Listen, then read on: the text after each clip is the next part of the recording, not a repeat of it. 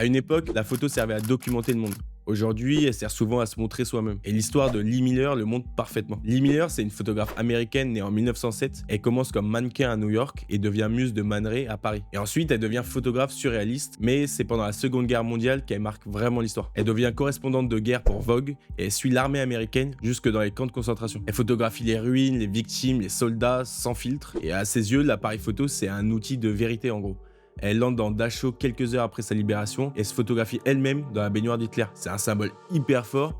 Elle a vu l'horreur et elle en porte un peu les traces. Aujourd'hui, la plupart des photos qu'on voit, elles sont quand même centrées sur nous. C'est des selfies, des autoportraits, des mises en scène. On photographie plus le monde, on photographie notre image dans le monde. Avant, la photo montrait, aujourd'hui, elle expose. Et la photographie est devenue un peu un miroir de soi. Donc c'est ni bien ni mal, c'est juste un changement. La photo est passée d'un outil documentaire à un langage personnel, voire identitaire. Donc on photographie plus le monde tel qu'il est, mais tel qu'on veut qu'il nous voit en fait. Et Lee Miller a été des deux côtés de la caméra. D'abord mannequin pour laisser une trace de soi, mais surtout photographe pour laisser une trace de l'histoire.